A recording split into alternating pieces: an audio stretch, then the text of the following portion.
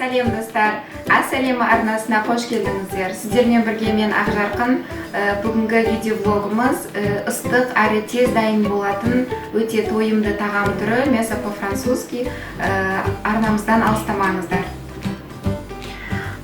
Тағамымызға керекті заттар: ет керек болады, қызанақ, 2 қызанақ қосамын, 3 сәбізіміз, 1,5 пиязымыз және 5 орташа картоп, сыр қажет болады бетіне және майонезімізді қосамын. Мінекей достар, біз ең бірінші картопымызды теркадан өткізіп, тұзды суға салып қоямыз, өйткені картоп қарайып кетеді.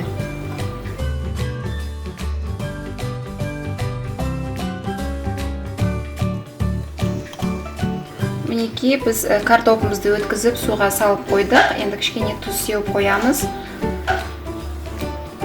Біз қалғанын сәбізімізді өткіземіз теркадан. Етімізді турап болғанша картоп қарайып кетпес үшін суға салып қойдық.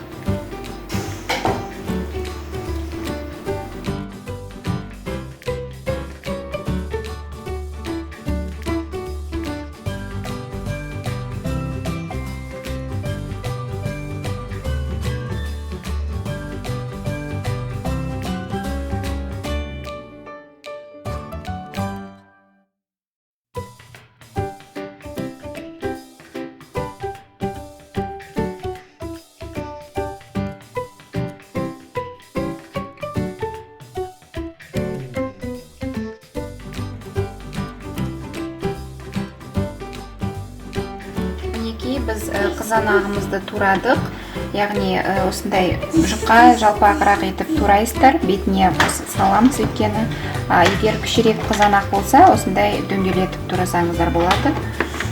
Сарымсағымызды да дөңгелек қылып турап қойдық.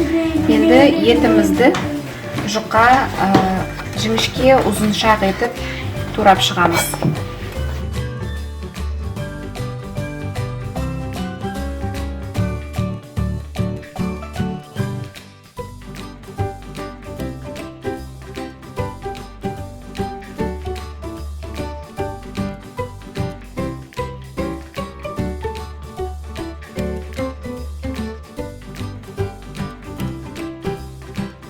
Етімізді турап болдық, сырымызды өткізіп алдық теркадан. Енді біз формамызға орналастырамыз. Формамызға май жағып қойдық. Ең астына етімізді саламыз. Осылай жайып бәрін біркелкі қылып салып шығасыздар.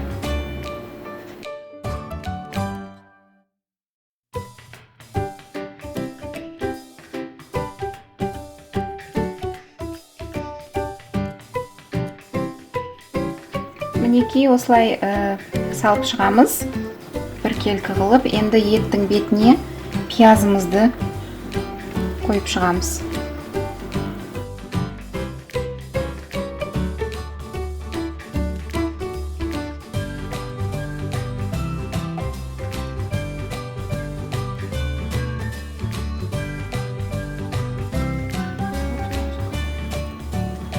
Мінекей сәбізімізден кейін картопты салдық. Енді картоптан кейін помидорымызды орналастырып шығамыз.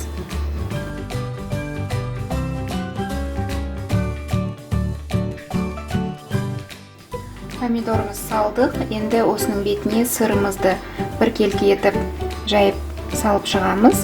Сырдың бетіне майонезімізді тегістеп жағамыз.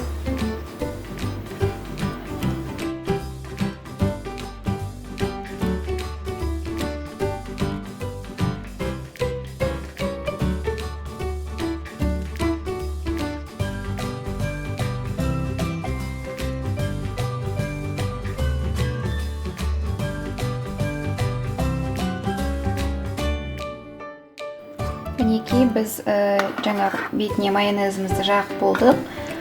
Енді 180 градуста қыздырылған пешімізге тамағымызды пісіріп аламыз. Мінекей достар, біздің мясо по-французски атты тағамымыз дайын болды. 45 минут шамасында пісті. Енді біз қазір кесіп сіздерге көрсетейік. Сондай тоқ тамақ, өте дәмді және жасалу жолы да оңай, тез дайындалады. Жаңағы астына мысалы біз ұзыншақ етіп турасақ етімізді фаршпен де жасауға болады.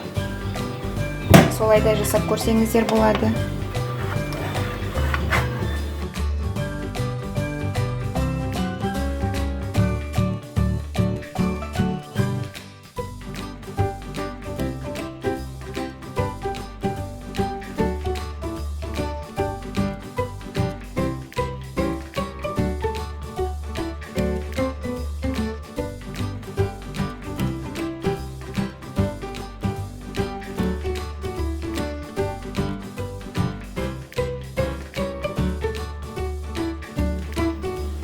Ал достар, біз бүгінгі тағамымызды дайындап болдық.